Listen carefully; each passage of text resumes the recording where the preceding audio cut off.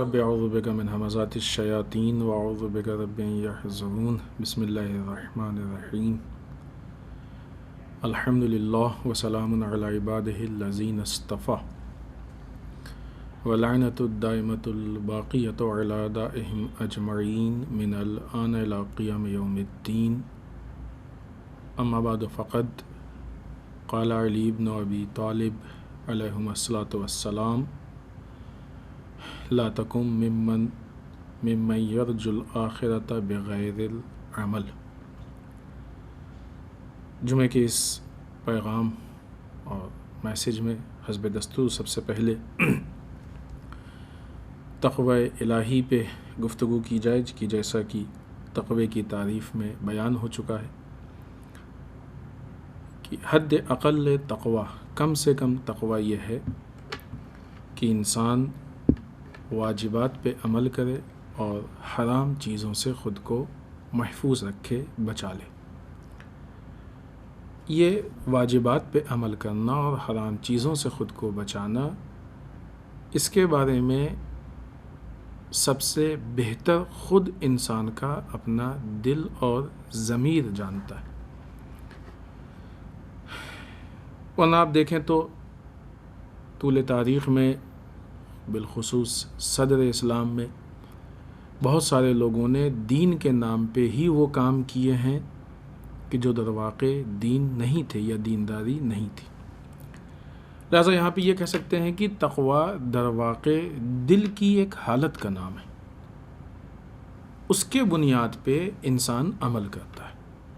جب انسان کے دل میں اللہ کی خشیت، اللہ کا خوف، اللہ کے لیے اخلاص پیدا ہوتا ہے، پھر اس کے بعد اب انسان کا جتنا علم ہوتا ہے، اسی لیے کہا گیا ہے کہ ظاہر سی بات ہے، بہت فطری چیز ہے، کامن سینس کی چیز ہے کہ اگر ہم کو میڈیکل کے مسئلے میں کوئی کام کرنا ہے تو جو بھی میڈیکل کے ماہرین ہیں، ڈاکٹرز ہیں، ہم ان سے رائے لیں، کیونکہ ہم نہیں جانتے اس بارے میں۔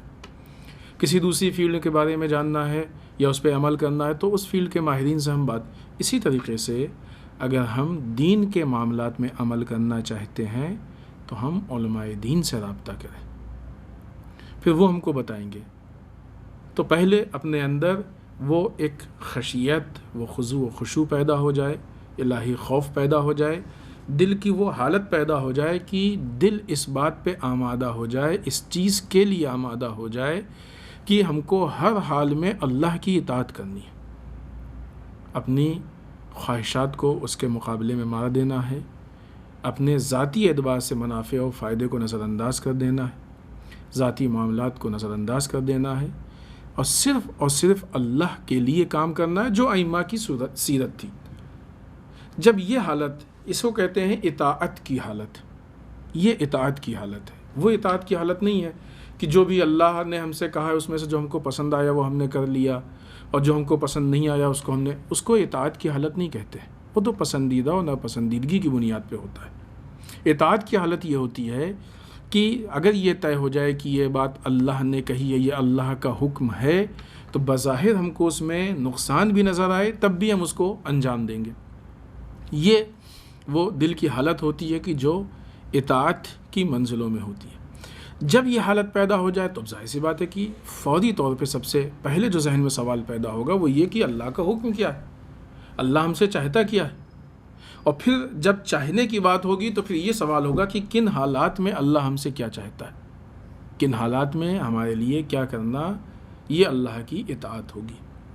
لہذا تقوی الہی انسان کے عمل سے ظاہر ہوتا ہے، لیکن عمل کی بنیاد پہ طے نہیں ہوتا ہے۔ تقوی الہی انسان کے دل کی حالت کا نام ہے۔ یہی وجہ ہے کہ ابو موسیٰ اشعری، کہ جس کو یا قاضی شرح، کہ ایسے لوگوں کو دنیا متقی سمجھتی تھی لیکن یہ متقی نہیں تھے۔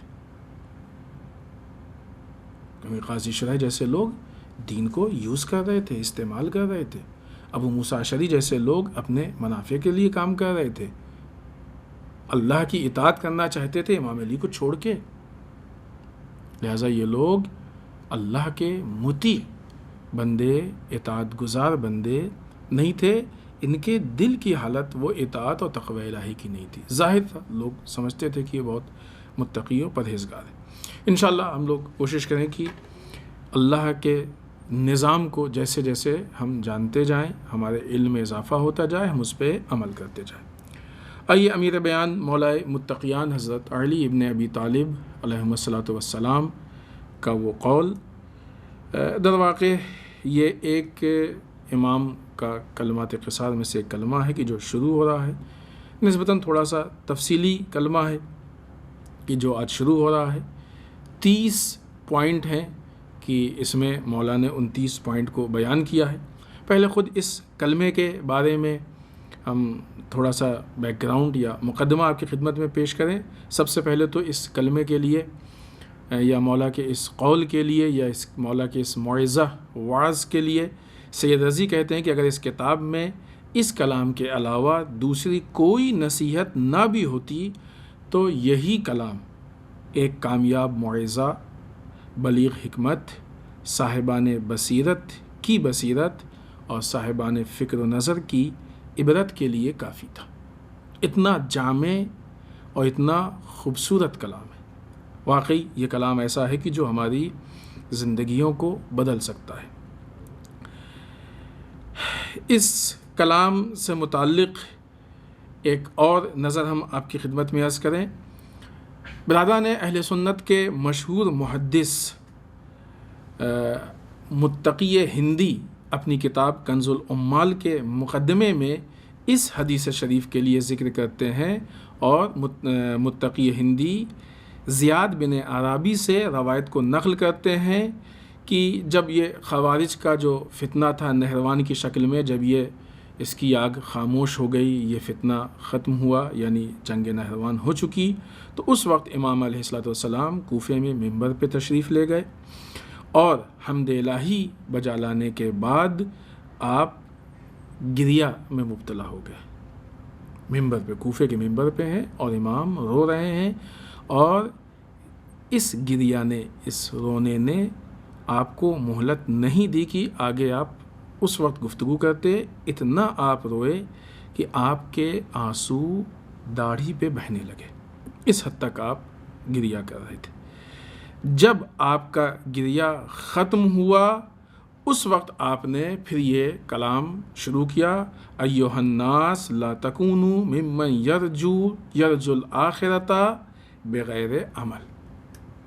یا ایھا الناس، اے لوگوں، خبردار ان لوگوں کے جیسے مت ہو جانا کہ جو کہ بغیر عمل کے آخرت کی امید لگائے رہتے ہیں، یا آخرت کی امید لگائے بیٹھے رہتے ہیں۔ اس کلام میں مولا، در واقع یہ کلام کسی شخص نے امام سے سوال کیا تھا کہ مولا ہم کو کچھ واعظ و نصیحت کیجیے، کچھ موعظہ کیجیے۔ اس شخص کے جواب میں مولا کائنات نے یہ کلام ارشاد فرمایا ہے۔ اس کلام میں اخلاق کے 30 پوائنٹ ہیں۔ خوب چھوٹی چیز نہیں، اخلاق کے 30 پوائنٹ۔ یہ 30 پوائنٹ اخلاق کے ہیں کہ جن کو اگر ہم اپنا لیں، علماء کا ایسا ماننا ہے کہ دور حاضر میں چاہے وہ مومنین ہوں، چاہے وہ ذاکرین ہوں، چاہے وہ شعراء ہوں، چاہے وہ نوحہ خان ہوں، علماء ہوں، جو بھی، حتیٰ حکام، بادشاہ ہوں، کوئی بھی ہو، ذمہ دار افراد ہوں، نارمل مومنین ہوں، کوئی بھی ہو، اگر یہ سارے افراد، ہر طرح کے افراد اس کلام سے استفادہ کریں تو پورا معاشرہ تبدیل ہو سکتا ہے۔ علماء کا نظریہ ایسا ہے کہ اس کلام کو سن کے ایسا معلوم ہوتا ہے کہ مولا ہمارے زمانے کے حالات کو دیکھ رہے ہیں اور دیکھ کے اس کے اعتبار سے نقشہ کھینچ رہے ہیں۔ ظاہر سی بات ہے کہ ائمہ کا کلام اتنا جامع ہوتا ہے کہ وہ ہر زمانے میں ایسا لگتا ہے کہ امام ہمارے زمانے کے متعلق ہم سے گفتگو کر رہے ہیں، اور مولا ہمارے سامنے ایک ایسا آئینہ رکھ رہے ہیں کہ جس میں ہر شخص اپنی شکل دیکھ سکتا ہے اور اپنے حالات کے مطابق اس کلام سے عبرت حاصل کر سکتا ہے۔ اس طرح کی جب گفتگو آتی ہے تو بارہ ہم نے یہ بات عرض کی ہے، اور خود ظاہر سی بات ہے ہمارے اپنے نفس کے لیے بھی یہ بات بہت اہم ہے، بہت ضروری ہے کہ کبھی بھی ان باتوں کو اس نگاہ سے نہیں پڑھیں یا نہیں سنیں یا نہیں دیکھیں کہ یہ تو مثلاً فلاں کے لیے، ہم سے اس سے کیا مطلب، ہم تو ایک دم پرفیکٹ ہیں، ہم کو ضرورت نہیں۔ ہم سب اس کو، ہم اگر یہ بات عرض کریں آپ کی خدمت میں، تو سب سے پہلے اس کی شکل میں اپنے آپ کو دیکھیں۔ مثلا یہ جملہ، ابھی 30 جملے ہیں ایک ایک کر کے انشاءاللہ، یہ جملہ جس میں مولا کہتے ہیں کہ خبردار ان لوگوں کے جیسے مت ہو جانا، ان لوگوں میں سے مت ہو جانا کہ جو کہ بغیر عمل کے آخرت کی امید رکھتے ہیں۔ اب اس کا مطلب یہ نہیں ہے کہ اگر ہم جو عمل کرتے ہیں وہ سمجھ لیں کہ کافی ہے، جتنا ہم کرتے ہیں کافی ہے آخرت کے لیے، اتنا نہیں ہے۔ آخرت اللہ دینے والا ہے تو قیمت بھی اللہ طے کرے گا، ہم تھوڑی قیمت طے کریں گے۔ اگر ہم مارکیٹ میں سامان لینے جاتے ہیں، بازار میں ایک سبزی بھی لینے جاتے ہیں، تو وہ سبزی والے کے پاس سبزی ہے تو اس کی قیمت ہم نہیں طے کرتے، سبزی والا بتاتا ہے کہ اس کی اتنی قیمت۔ ٹھیک ہے کہ تھوڑا سا مول بھاؤ کرتے ہیں کم زیادہ، تو ٹھیک ہے، آخرت میں بھی تھوڑی بہت شفاعت ہو جائے گی 19-20، لیکن جنت کی قیمت، آخرت کی قیمت، سلسبیل کی قیمت، کوثر کی قیمت، یہ ہم نہیں طے کریں گے، یہ اللہ طے کرے گا کہ تم یہ عمل کر کے آئے ہو تو اس کے عوض میں ہم تم کو یہ نہ، اور البتہ اس کی قیمت تو ہم دے بھی نہیں سکتے، یہ تو اللہ کا لطف ہے کہ ٹھیک ہے اس عمل کے عوض میں تم کو ہم یہ دے رہے ہیں۔ اس لطف کے لیے بھی اللہ نے جو طے کیا ہے اتنا عمل حد اقل ہمارے پاس ہونا چاہیے، اور ویسا عمل ہمارے پاس ہونا چاہیے۔ دنیاوی سامان کے خریدنے کے لیے خالی پیسے کی شکل کافی نہیں ہے، ہاں ڈپلیکیٹ پیسے لے کے جائیں گے تو پکڑے جائیں گے، اوریجنل کرنسی چاہیے۔ آخرت کی ملکیت یا آخرت کے انعامات یا جو بھی اللہ کے عطیے ہیں ان کو لینے کے لیے اعمال کی شکل کافی نہیں ہے، بلکہ اخلاص کے ساتھ، گہرائی کے ساتھ، واقعیت کے ساتھ ہم کو اعمال لے کے جانا ہوگا کہ ان اعمال کے نتیجے میں پھر اب اللہ ہم کو انعام سے نوازے گا، اللہ جو چاہے گا ہم کو عطا کرے گا۔ یہاں پہ خوب دنیا اور آخرت کی بات آئی تو ایک قول ہم عرض کرتے ہیں آپ کی خدمت میں، مرحوم مغنیہ ظلال انسان میں ایک بات، ایک پوائنٹ عرض کرتے ہیں، اور انسان کے سمجھنے کے لیے بہت اہم پوائنٹ ہے اور کافی ہے یہ۔ کہ وہ ایک چیز کہتے ہیں کہ ظاہر سی بات ہے کہ دنیا میں ہر انسان کوشش کرتا ہے، ہر انسان کی اپنی ایک خواہش ہوتی ہے، تمنا ہوتی ہے، کبھی انسان چاہتا ہے کہ مثلاً اس کو مکان مل جائے، پھر ایسا مکان ملے، پھر گاڑی ہو، پھر فلاں سامان ہو، چھوٹے سامان بڑے سامان خریدنا ہر انسان کا ایک جو ہے وہ اس کی توقع ہوتی ہے، کہ اس کا خواب ہوتا ہے، اس تک پہنچنے کی کوشش کرتا ہے۔ یہ الگ بحث ہے اور اس پہ ہو چکی ہے کہ کس حد تک انسان کی امید و توقع ہونی چاہیے، کس حد تک نہیں ہونی چاہیے، کتنی ہو کتنی نہیں، یہ ایک الگ ڈیٹیل ہے۔ لیکن ہر انسان دنیا کے اسباب، دنیا کے مال کے لیے کوشش کرتا ہے، ہمارے پاس اتنا بینک بیلنس ہو، ایسا پیسہ ہو، یہ ہو، وہ ہو، کچھ بھی ہو، اتنی ہماری انکم ہو، یہ ساری چیزیں انسان چاہتا ہے، تمنا ہوتی ہے۔ جب انسان چاہتا ہے تو انسان کو معلوم ہے کہ اگر ہم کو مثلاً اتنی انکم اپنی جنریٹ کرنی ہے، مینٹین کرنی ہے، تو اس کے لیے ہم کو اتنی محنت کرنی پڑے گی۔ لہٰذا بعض اوقات انسان کو جب محسوس ہوتا ہے کہ جو کام کر رہے ہیں اس میں جو انکم ہے وہ کم ہے، ہم کو مزید انکم بڑھانی ہے، تو الگ سے کام کرتا ہے اور اتنا وقت مزید اس کے لیے دیتا ہے۔ اس کے لیے ابھی ہم مغنیہ کے جو قول ہے اس کی وضاحت کر رہے ہیں، اور آخر میں وہ بتا دیں گے کہ ان کا اصل ان کی گفتگو کیا تھی۔ تو جب انسان کوشش کرتا ہے، اس کو معلوم ہے کہ ہم کو مزید اگر انکم چاہیے تو ہم محنت زیادہ کریں۔ ایک دکاندار جب دکان پہ جاتا ہے، جب چاہتا ہے کہ ہماری انکم بڑھے، تو وہ 2 گھنٹے زیادہ دکان کھولتا ہے، 4 گھنٹے زیادہ دکان کھولتا ہے، اس ٹائم پہ زیادہ کھولتا ہے جس ٹائم پہ مثلاً بہت ساری چیزیں ہیں جو کوشش کرتا ہے، اپنی ضروریات اور خواہشات کو بعض اوقات فراموش کر دیتا ہے، یہ دیکھتے ہوئے کہ اس وقت انکم مثلاً زیادہ ہے، پھر فلاں سامان کو لینا ہے، اس سامان کے لیے انسان کوشش کرتا ہے، تو ظاہر سی بات ہے کہ یہ آخرت سے ذرا سا بھی اگر کسی کا تعلق ہے تو ہر انسان جانتا ہے کہ دنیا فانی ہے، ختم ہونے والی ہے، اور اگر بالفرض یہ مان لیں کہ فانی نہیں ہے، اگرچہ سب کو یقین ہے کہ فانی ہے، تو کوئی انسان یہ نہیں کہہ سکتا ہے کہ جو مال دنیا ہم کما رہے ہیں یہ ہمیشہ ہمارے ساتھ رہے گا۔ ہو سکتا ہے کہ مال دنیا کمائے اور کچھ منٹ، کچھ سیکنڈ یا کچھ گھنٹوں کے بعد اس دنیا سے رخصت ہو جائے۔ کمانے کے بعد کتنی دیر تک اس سے فائدہ اٹھاتا ہے؟ تو یہ فنا ہونے والی چیزیں، باقی نہ رہنے والی چیزیں بھی بغیر محنت کے انسان کو حاصل نہیں ہوتی۔ پھر انسان کیسے یہ امید لگا دیتا ہے کہ وہ آخرت کو بغیر محنت کے حاصل کر لے گا، آخرت کو بغیر کوشش کے حاصل کر لے گا؟ بغیر عمل کے دنیا نہیں ملتی ہے تو بغیر عمل کے آخرت کیسے مل سکتی ہے؟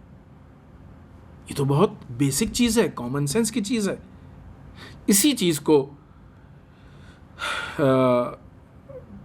آغا مغنیہ کہنا چاہ رہے ہیں، مرحوم مغنیہ، کی انسان کے یہ نہیں سمجھ میں آتا کہ جب دنیا اس کو بغیر سعی و کوشش کے نہیں ملتی ہے، کہ جو دنیا حقیر ہے، جو دنیا پست ہے، وہ پست دنیا، حقیر دنیا بغیر سعی اور کوشش کے نہیں ملتی، اپنے مقصود تک انسان دنیا میں نہیں پہنچ پاتا، تو یہ کیسے ہو سکتا ہے کہ وہ بغیر سعی و کوشش کے اس آخرت کو حاصل کر لے کہ جو عظیم ہے، وہ آخرت حاصل کر لے کہ جو بلند و بالا مرتبے کی ہے۔ ایک فرق اور ہے دنیا و آخرت میں، جب بات آئی ہے، وضاحت آئی ہے، تو اس پوائنٹ کو ہم آپ کی خدمت میں عرض کرتے چلیں۔ خوب، یہ تو ان کے جملے سے بھی بات واضح ہو گئی کہ دنیا کتنی بھی ہم کوشش کریں، دنیا حقیر ہے، سوائے اس کے کہ اس کو ہم دین کے لیے استعمال کریں، ورنہ خود دنیا پست ہے۔ مولا کائنات کے اقوال ہیں، وہ ساری چیزیں سامنے، اور دوسرے ائمہ نے بھی اپنے اقوال میں اس بات کو پیش کیا ہے، اور اس کے مقابلے میں آخرت عظیم ہے، آخرت بلند مرتبہ ہے، ایسا مرتبہ کی جس کا اندازہ نہیں لگا سکتا ہے۔ دوسری چیز کہ دنیا وہ چیز ہے کہ جس کے لیے انسان کوشش کرتا ہے، لیکن بہت سارے لوگ اپنے کسی خواب و خیال کو لے کے چلتے ہیں اور اس مقصد تک نہیں پہنچ پاتے، پوری زندگی کوشش کر ڈالتے ہیں، بعض اوقات مقصد ملتا بھی ہے تو زندگی کے آخری لمحے میں، جب وہ اس سے فائدہ اٹھانے کے لائق نہیں ہوتے، اور بعض اوقات نہیں ملتا، پوری زندگی گزر جاتی ہے۔ کتنے لوگ کہتے ہیں کہ فلاں کو بڑی تمنا تھی یہ کر لیں لیکن نہیں ہو پایا، فلاں عہدہ حاصل کرنے کی تمنا تھی نہیں کر پائے، فلاں جگہ مثلا مکان کی تمنا تھی، ایسے مکان کی تمنا تھی نہیں ہو پایا، ایسی گاڑی کی تمنا تھی نہیں۔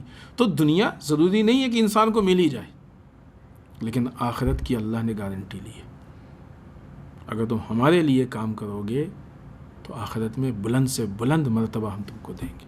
یہ اور بات ہے کہ دنیا میں جو محاورے ہمارے سامنے پیش کیے گئے ہیں وہ اس کے برعکس ہیں، الٹا۔ یہی تو کہا جاتا ہے نا کہ دنیا لے لو جو کیش ہے، آخرت تو ادھار ہے، نہیں معلوم ملتی ہے کہ نہیں ملتی ہے، یہ کہا جاتا ہے۔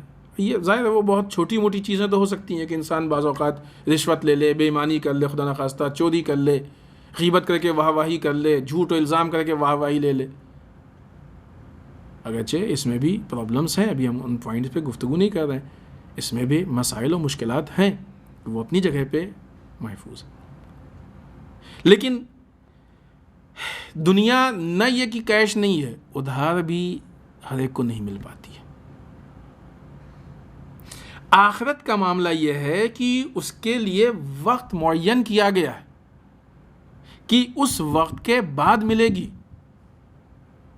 جو مشہور جملہ ہے نا کہ جنت میں جانے کے لیے مرنا پڑتا ہے، یہ تھوڑی ہے کہ ہم مرنے کی تمنا نہ کریں اور جنت میں جانے کی تمنا کر لیں، یہ نہیں ہو سکتا ہے۔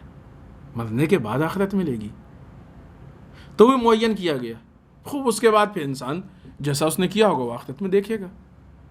تو یہ دنیا میں ایک الٹا محاورہ مشہور کیا گیا ہے کہ جو لوگوں کے ذہن میں جلدی سے بیٹھ بھی جاتا ہے اور لوگ اس کی وجہ سے گمراہ بھی ہو جاتے ہیں۔ لہٰذا انسان جو دنیا کو حاصل کرنے کے لیے کوشش کر رہا ہے، ذرا سا اگر بصیرت کی نگاہ سے ان چیزوں کو دیکھ لے تو خود اس میں ایک بہت بڑی عبرت ہے اس کے لیے، اس میں بہت بڑی نصیحت ہے اس کے لیے کہ جو انسان کو منزل کمال تک پہنچا دیتی ہے، انسان کی زندگی میں تبدیلی پیدا کر سکتی ہے۔ کہ ہم کتنی کوشش دنیا کے لیے کرتے ہیں جو چھوٹنے والی ہے، ہر حال میں چھوٹنے والی ہے، اور کتنی کوشش اس آخرت کے لیے کرتے ہیں کہ جو ایک مرتبہ طے ہو جائے گی تو ہمیشہ ہمارے ساتھ رہے گی، ہمیشہ کی چیز ہے، ہمیشہ ساتھ رہنے والی چیز ہے۔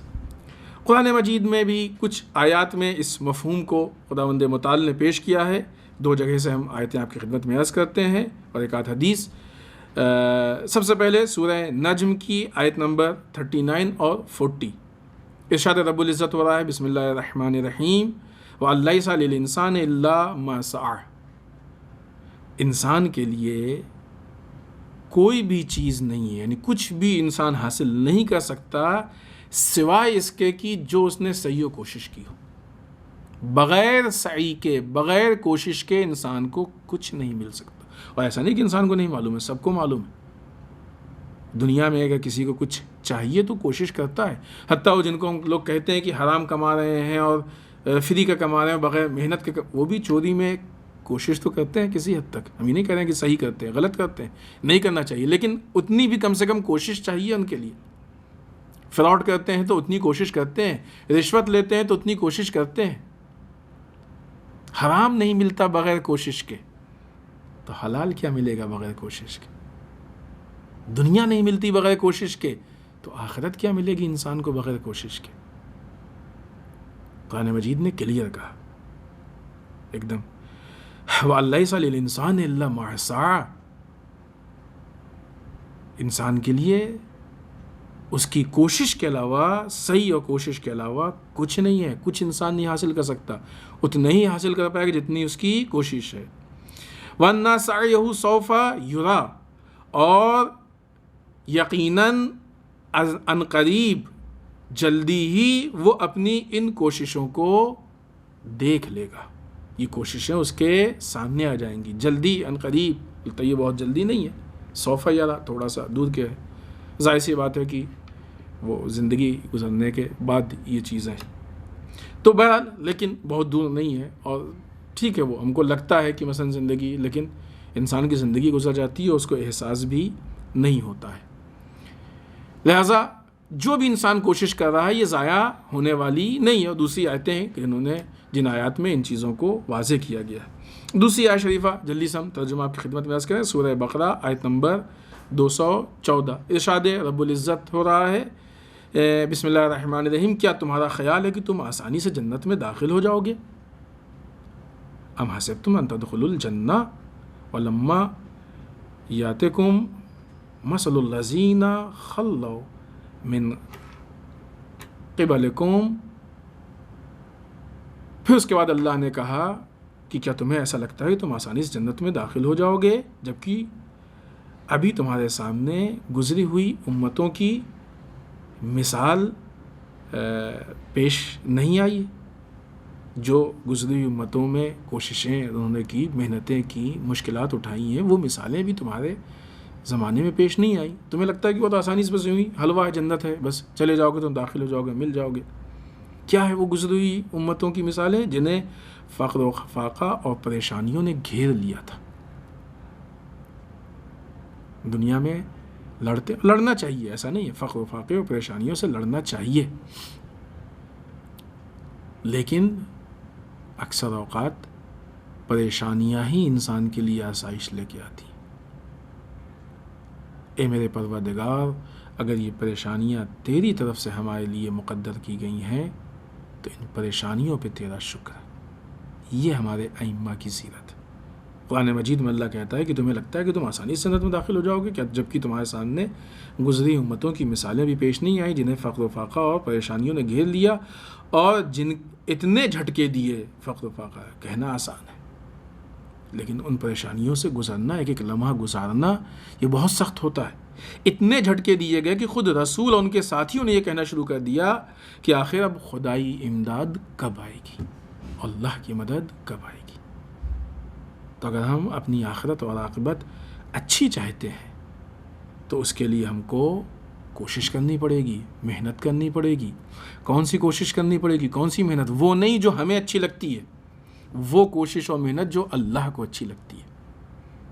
کرنسی وہ نہیں دینی ہے، قیمت وہ نہیں دینی ہے جو ہم طے کریں، وہ دینی ہے کہ جو بیچنے والا طے کرے وہ دینی ہے۔ رسول اللہ صلی اللہ علیہ وآلہ وسلم کی ایک روایت ہے، آپ کی خدمت میں عرض کریں کہ رسول فرماتے ہیں کہ اے لوگوں، اللہ اور لوگوں کے بیچ میں کوئی وسیلہ نہیں ہے سوائے عمل صالح کے کہ جو خیر کو لوگوں تک پہنچائے اور شر کو ان سے دور کرے۔ عمل صالح کے علاوہ کوئی اور وسیلہ خیر اللہ کی طرف سے، اور جو شر ہمارے پاس آتا ہے اس کو دور کرنے والی ذات بھی اللہ کی ذات ہے۔ تو یہ خیر آئے گا اور شر دور ہوگا، اس کے لیے وسیلہ کیا ہے؟ سوائے عمل صالح کے کوئی اور وسیلہ نہیں ہے۔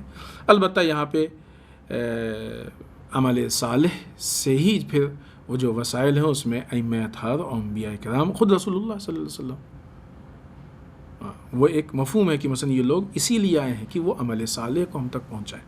لہٰذا اس گفتگو کا مطلب یہ نہیں ہے کہ ائمہ کے وسیلہ ہونے سے انکار ہو، وہ بات اپنی جگہ پہ مستحکم ہے اور مضبوط ہے۔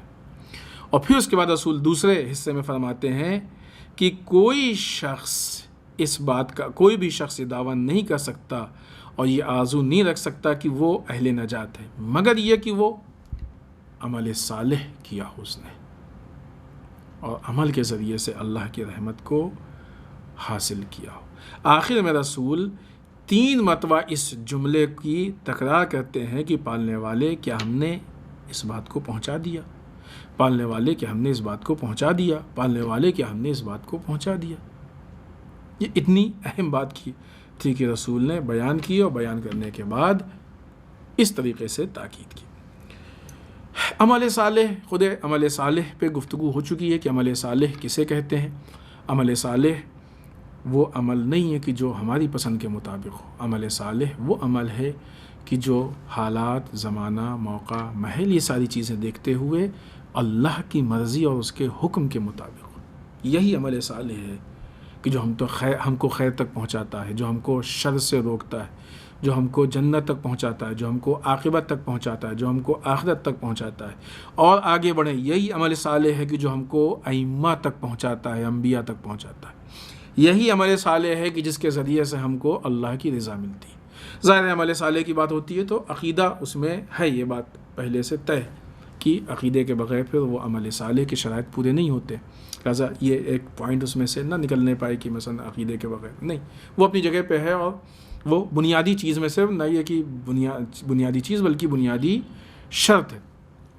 صحیح عقیدے کے بعد پھر عمل صالح کی نوبت آتی ہے، اور یہی عمل صالح انسان کو سارے کمال تک پہنچاتا ہے۔ لہٰذا یہ طے ہونا بہت اہم ہے، بہت ضروری ہے کہ عمل صالح سے مراد کیا ہے، یعنی جس میں اخلاص ہو، جس میں للہیت ہو، جس میں تقوی الہی ہو، جو صرف اللہ کے لیے اور اللہ کے علاوہ کسی اور کے لیے نہ ہو۔ لہٰذا مولا کائنات کی ان نصیحتوں میں سے 30 نصیحتوں میں سے پہلی نصیحت کہ خبردار ایسے مت ہو جانا کہ بغیر عمل کے تم آخرت کی امید رکھو، بغیر عمل کے آخرت کی امید نہیں رکھنی چاہیے۔ مناسبات میں ابھی کچھ دن پہلے جو گزری ہے وہ معصومہ قم حضرت فاطمہ معصومہ کی ولادت باسعادت کی تاریخ تھی، اور آنے والی 11 ذی القعدہ ہم سب کے 8ویں امام علی بن موسیٰ الرضا علیہ الصلاۃ والسلام کی ولادت باسعادت کی تاریخ ہے، اور ان دونوں تاریخوں کے بیچ میں جو دن ہیں ان کو عشرہ کرامت یا دہ کرامت کہا جاتا ہے۔ کرامت یعنی انسان کی عزت، انسان کی آبرو، انسان کی عظمت۔ کرامت کے لیے روایات میں ہے، کرامت کہتے ہیں رسول اللہ صلی اللہ علیہ وآلہ وسلم کی روایت ہے، کرامت یعنی دینداری، کرامت یعنی اپنے آپ کو گناہوں سے بچانا، کرامت یعنی انسان کی نگاہ میں دنیا کا چھوٹا ہو جانا، کرامت یعنی انسان کا اپنے نفس کے اوپر کنٹرول، کرامت انسانی۔ اور پھر اس کے بعد قرآن مجید سورہ حجرات کی وہ آیت شریفہ کہ اللہ کے نزدیک سب سے زیادہ صاحب عزت، صاحب کرامت وہ ہے جو تقوی میں سب سے بڑا ہے۔ تو یہ دہ کرامت جس میں ایک طرف معصومہ قم، ایک طرف امام رضا علیہ السلام، دو ولادتوں کے بیچ میں، یعنی ان دونوں کی سیرتوں کو اپنا کے ہم خود کو، اپنے آپ کو کرامت کی، انسانی ویلوز کی منزلوں تک پہنچا سکتے ہیں۔ اور خاص کر کے ایسے موقع پہ کہ جب امام رضا علیہ السلام بالخصوص اور بالعموم سارے ائمہ اور ائمہ کے ساتھ انبیاء، بالخصوص رسول اللہ صلی اللہ علیہ وآلہ وسلم کی سیرت ہم تک جو پہنچ رہی ہے، وہ اس حوزہ علمیہ قم، اس مرکز علم و عمل کے ذریعے یہ سیرت، یہ علم، یہ عمل، یہ فکر نہیں ہے کہ ہم تک، بلکہ پوری دنیا تک پہنچ رہی ہے، کہ جہاں پہ انسان اپنے اقدار اور ویلوز کو اس کے ذریعے سے حاصل کر سکتا ہے۔ یعنی اسلام ناب محمدی، خالص اسلام، واقعی اسلام، اللہ کا پسندیدہ اسلام، ان چیزوں کے ذریعے ہم تک پہنچ رہا ہے۔ لہٰذا ہم لوگ بھی کوشش کریں کہ معصوم قم کی سیرت اور امام رضا علیہ السلام کی سیرت کو اپنائیں۔ امام رضا علیہ السلام کی سیرت سے متعلق متعدد گفتگو ہوئی ہے۔ خود آپ کے القاب میں جو لقب جو مشہور ہے، جس لقب سے ہم پکارتے ہیں رضا، اگر صرف اس لقب پہ ہم غور کریں، رضا اس چیز کی طرف ہم کو لے کے جا رہا ہے کہ ہم وہ کام انجام دیں کہ ہمارا اللہ ہم سے راضی ہو جائے، اور اسی کے ساتھ ساتھ دوسرا پہلو یہ ہے کہ ہم اپنے اللہ کی دی ہوئی نعمتیں یا دیے ہوئے حالات سے راضی ہو جائیں۔ اللہ کی رضا، بہرحال اگر ہم جو اللہ کا سسٹم اس پہ عمل کریں تو بہت جلدی اللہ راضی ہو جاتا ہے۔ واقعی ایک طرف سے اللہ کی رضا بہت قیمتی ہے، رضوان من اللہ اکبر، اللہ کی ذرا سی رضا کائنات کی سب سے بڑی چیز ہے، لیکن یہ اتنی بڑی چیز، اتنے بڑے مقام کی جس کے لیے ہے کہ اللہ کی رضا کائنات کی سب سے بڑی چیز ہے، وہ رضا کیسے حاصل ہوتی ہے؟ دعا کمیل میں ہم جملہ پڑھتے ہیں، یا سریع الرضا، اے وہ کی جو بہت جلد راضی ہو جانے والا ہے۔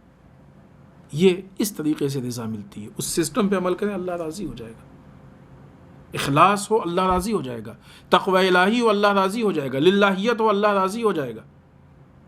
لیکن مشکل یہ ہوتی ہے بندہ نہیں راضی ہو پاتا ہے، اللہ نے ہم کو یہ دیا، فلاں کو تو یہ دے دیا، ہمارے پاس تو یہ کم ہے۔ ہمیشہ بندہ جو ہے اپنے کو دوسروں سے کمپیئر کرتا ہے، دوسروں سے ملاتا ہے، توقعات، امیدیں جو ہے بہت وسیع، بہت بڑی ہوتی ہیں، خواہشات کی فہرست بہت بڑی ہوتی ہے، اور پھر اس کے بعد یہ بھی نہیں سوچتا ہے کہ یہ ساری چیزیں ضروری نہیں کہ ہمارے لیے مفید و نقصان دہ بھی ہو سکتی ہیں، شاید اس لیے اللہ نے دیا ہو۔ تو مشکل ادھر سے ہے۔ لہٰذا ہم اپنے نفس کو آمادہ کریں کہ اللہ نے جو حالت دی ہے اس پہ ہم راضی ہو جائیں، اور یہ کوشش کریں کہ ہم اتنا عمل انجام دے دیں کہ ہمارا اللہ ہم سے راضی ہو جائے۔ شاید امام رضا علیہ السلام کی ولادت کے موقع پہ اگر ہم اس کام کو انجام دے لیں تو یہ ایک ہمارا بہت بڑا کام ہوگا کہ جو ہماری اپنی زندگی کو بدل سکتا ہے اور بہت ہی بلند و بالا مقام تک پہنچا سکتا ہے، کہ جس کی طرف آیت قرآنی نے اشارہ کیا، رضوان من اللہ اکبر، اللہ کی ذرا سی رضا کائنات کی سب سے بڑی چیز ہے۔ ہم انہی ائمہ کی سیرت کے ذریعے اس مقام تک پہنچ سکتے ہیں۔ حالات حاضرہ میں بہت جلدی سے 2-3 باتیں عرض کر دیں۔ یمن، جیسا کہ آپ کو معلوم ہے کہ سعودیہ مسلسل یمن پہ ظلم ڈھا رہا ہے۔ وہاں پہ جو کمیٹی ہے وہاں کی، جنبش انصار اللہ، اس نے ایک اسٹیٹمنٹ دیا ہے۔ حالانکہ سعودیہ کی طرف سے کافی حملے ہوئے، کافی حد تک یمن کو برباد کرنے کی کوشش کی گئی، کافی مشکلات کا شکار کر رہے ہیں یمنی برادران، اور بہرحال بھوکمری کی نوعیت وہاں پہ ہے اور کافی دنوں سے ہے، کافی قتل عام ہو چکا ہے، کافی لوگ شہید ہو چکے ہیں، بہت زیادہ مسائل و مشکلات کا شکار ہے، اور ظاہر سی بات ہے کہ انہی حالات میں یمن بھی کوشش کر کے اپنے انتقام و بدلے اور دفاع کی لیے کچھ نہ کچھ اقدام کرتا ہے۔ ابھی جو موجودہ آخر میں اس نے موشک کا حملہ کیا ہے، جو عربستان پہ مارا ہے، سعودیہ پہ مارا ہے، اس حملے کے بعد انصار اللہ نے یہ اعلان کیا ہے کہ ہمارا اگلا حملہ اس سے زیادہ دردناک ہوگا. یعنی سعودیہ کو اب اس مسئلے میں ہوشیار ہو جانا چاہیے. یہ بات اس سے پہلے شاید 1 سال یا اس سے زیادہ ہو گیا ہو، یہ بات عرض ہو چکی ہے کہ یمن کی جنگ سعودیہ کے لیے کیا ہے کہ وہ گلے کا کانٹا ہو چکی ہے، یا جو اس طرح سے چیز کی جو نہ وہ نگل پا رہا ہے نہ اگل پا رہا ہے. اس نے اس طرح سے سوچا تھا کہ ابھی ہم جائیں گے اور بس فٹافٹ جو ہے بس یمن ہے ہی کتنا بڑا ملک اور یوں بھی حالات اس کے اچھے نہیں ہیں اور بہت زیادہ قحط کا شکار رہ چکا ہے، یہ وہ تو بہت آسانی سے ہو جائے گا. لیکن شاید سعودیہ کو یہ اندازہ نہیں تھا کہ قوت و طاقت مال و دولت اور اسلحوں میں نہیں ہے، قوت و طاقت حق میں ہے. باطل ہو کے سعودیہ کے پاس اسلحے اور اسلحوں پہ اسلحے خرید رہا ہے، امریکہ کا سپورٹ ہے، اسرائیل کا سپورٹ ہے، تیل کی دولت اور حج کی دولت بھری پڑی. اس کے مقابلے میں یمن جیسا ملک کہ جو مالی اعتبار سے بھی کمزور ہے، افراد کے اعتبار سے بھی اس کے پاس ویسے افراد اتنے نہیں ہیں، افراد تو خیر ان کے پاس بھی نہیں ہے لیکن بہرحال سپورٹ کی وجہ سے اسلحے بھی نہیں ہیں.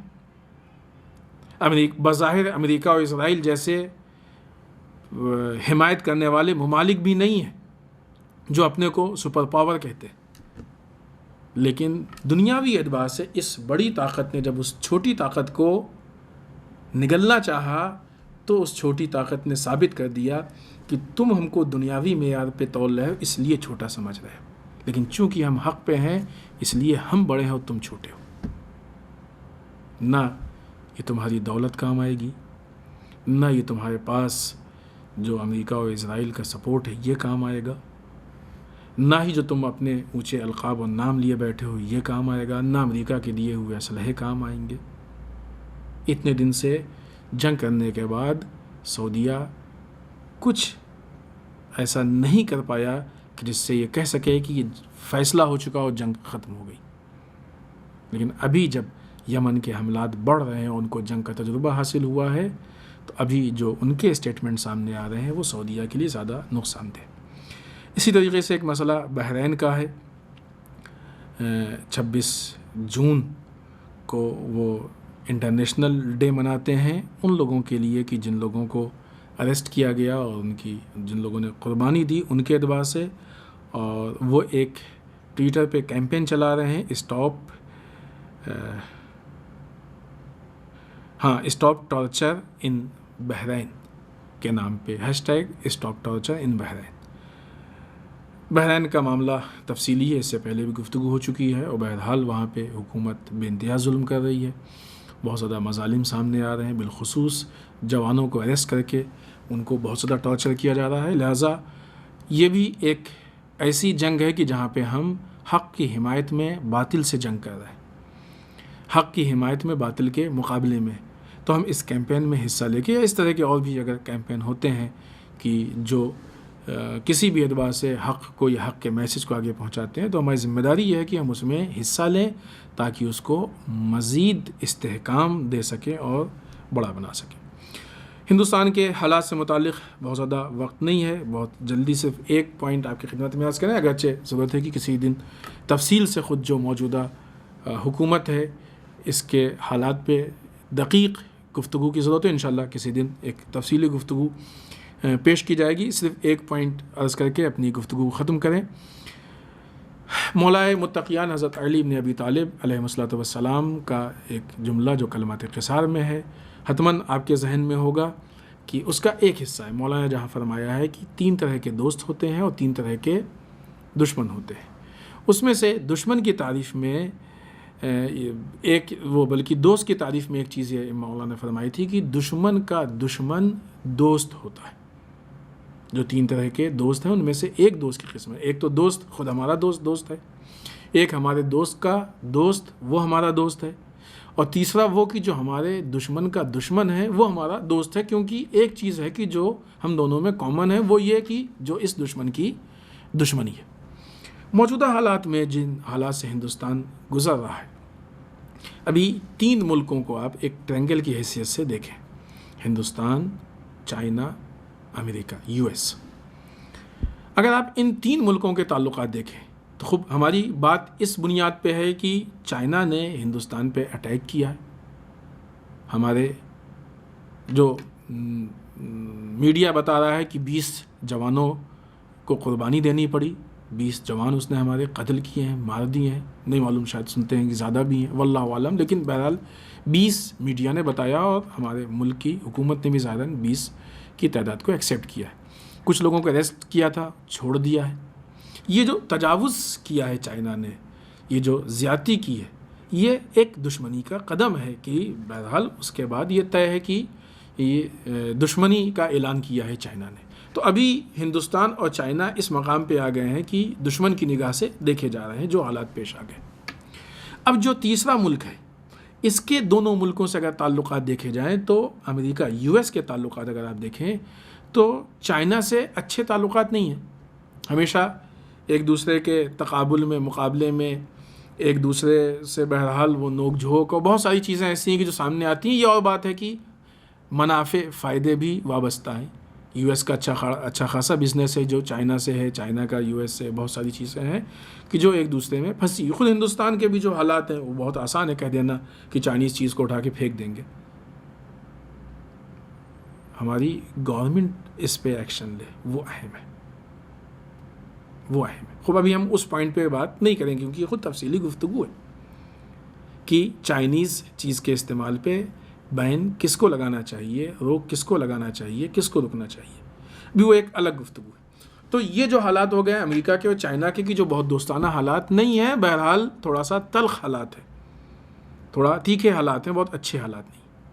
تیسرے طرف سے جو ہندوستان اور یو ایس کے حالات ہیں، اس میں ہمارے پی ایم نے کئی مرتبہ اس بات کا دعویٰ کیا ہے کہ ہم لوگوں کی دوستی، یہ دوستی کہی گئی ہے. اب یہ اور بات ہے کہ اس دوستی کو پائمال ہوتے ہوئے، اس کی دھجیاں اڑتے ہوئے بھی دکھائی دی ہے. یہ چیز بھی سامنے آئی ہے، اس سے پہلے بھی بات ہوئی ہے اس مسئلے کو لے کے. یہاں پہ یو ایس، امریکہ کی یہ ذمہ داری تھی کہ انڈیا جس سے وہ دوستی کا اتنا دعویٰ کر رہا ہے، جب معاملہ پیش آیا تھا تو ہندوستان کا سپورٹ کر کے اور ہندوستان کے دشمن چائنا کے مقابلے میں آ جاتا. کیونکہ اس اینگل سے اگر آپ دیکھیے تو دوست کا دشمن دشمن ہوتا ہے. پھر آئیے مولا کائنات کے البتہ اس قول کو پوری طریقے سے پیش کریں. 3 طرح کے دوست ہوتے ہیں، ایک ہمارا اپنا دوست، ایک دوست کا دوست، اور تیسرے دشمن کا دشمن. اور 3 دشمن ہوتے ہیں، ایک ہمارا اپنا دشمن اور ایک ہمارے دوست کا دشمن اور ایک ہمارے دشمن کا دوست. یہ 3 ہمارے دشمن ہوتے ہیں، وہ 3 دوست ہوتے ہیں، یہ 3 ہمارے دشمن ہوتے ہیں. یو ایس کے لیے ہندوستان اگر دوست تھا تو یہ دوست کا دشمن بھی اس کے لیے دشمن ہے. البتہ یہ ہم صرف مولا کے قول پہ نہیں چاہ رہے ہیں کہ وہ نہیں، ان کو کیا معلوم. یہ وہ چیز ہے کہ جو بعنوان محاورہ معاشرے میں رائج ہے، معاشرہ اس کو محاورے کے اعتبار سے قبول کرتا ہے. پولیٹکس میں یہ چیز بہت زیادہ جگہ رکھتی ہے. آج کے زمانے میں جو لوگوں کے سوشل تعلقات ہیں اس میں اس چیز کو پوری جگہ حاصل ہے اور باقاعدہ اس پہ ڈسکس ہوتا ہے. عقل بھی یہی کہتی ہے، لاجک بھی یہی کہتی ہے کہ جب تم نے دوستی کا دعویٰ کیا ہے تو اب دوست کا دشمن تمہارے لیے دشمن ہے. دوسری طرف سے تمہارے اور چائنا کے حالات بہت اچھے نہیں ہیں، تناؤ رہتا ہے، تو ان تناؤ کے حالات میں چائنا کا جو دشمن ہوا تو تمہارے دشمن کا دشمن خود بخود دوست ہو گیا. تو دونوں اعتبار سے امریکہ کی ذمہ داری بنتی تھی کہ ہندوستان کا سپورٹ کرتا اور چائنا کے مقابلے میں آتا، جبکہ امریکہ کا کوئی بھی سٹیٹمنٹ ایسا نہیں آیا کہ جس سے ذرا بھی چائنا کو کچھ مایوسی ہو یا ٹھیس پہنچے، بلکہ وہ بیچ کا ایک رول ادا کرنے کی کوشش کر رہا ہے. یہ یو ایس کی منافقت ہے. کافی پہلے جب اس طرح کی گفتگو شروع ہوئی تھی تو اس وقت ہم نے یہ بات کہی تھی، یہ مشورہ پیش کیا تھا کہ اگر ہم یہ توقع رکھتے ہیں کہ امریکہ اور اسرائیل جیسے ممالک وفادار ثابت ہوں گے تو کبھی بھی ان کی دوستی پہ بھروسہ کرنا یہ حماقت ہے، بیوقوفی ہے. کبھی بھی یہ وفاداری کر ہی نہیں سکتے. یہ ساری دوستی کے دعوے صرف اس لیے کرتے ہیں کہ ممالک سے فائدہ اٹھائیں، ان کا استحصال کریں، ان کو یوز کریں. جب ان پہ وقت پڑا تو انہوں نے دوستی کا بہانہ بھی دیا، دوستی کا واویلا بھی کیا اور پریشر ڈالا اور سب کچھ کر کے دوا ہم سے چھین لی. لیکن جب ہندوستان پہ وقت پڑ رہا ہے تو وہ تماشائی بنے ہوئے ہیں اور بیچ کے فرد بن کے معاملے کو حل کرنا چاہتے ہیں۔ کیا ہمارے سیاسی عہدیداروں کے پاس اتنی بھی عقل نہیں ہے کہ اب سمجھیں کہ امریکہ ہندوستان کو یوز کرنا چاہ رہا ہے اور وہ ہندوستان کو یوز ہونے سے بچا لے؟ خوب یہ الگ گفتگو ہے کہ کیسے ایسے حالات پیدا ہو گئے، کبھی چائنا کو آ رہا ہے، کبھی پاکستان، نیپال جیسا ملک جس پہ ہمارے ملک کے کتنے احسانات، وہ بھی آج مقابلے میں آنے کی کوشش کر رہا ہے، وہ بھی آج غورا آ رہا ہے۔ یہ حالات کس نے اتنے خراب کیے ہیں؟ ملک کو اس مقام تک کس نے پہنچایا؟ اور آج اس بات کی ضرورت ہے کہ ہمارے پریسیڈنٹ اس بات پہ غور کریں کہ یہ حکومت ملک کے لیے نہ یہ کہ مفید نہیں ہے، ملک چلا نہیں پا رہی ہے، بلکہ ملک کو ہر روز نقصان پہنچا رہی ہے۔ ضرورت اس بات کی ہے کہ ایسے افراد کو لانا چاہیے کہ جو ملک کو ہر روز بدلتے حالات سے بچا سکے، تاکہ ہمارا ملک بہت ساری مشکلات سے محفوظ ہو جائے، ورنہ آنے والا وقت اس سے بدتر ہے۔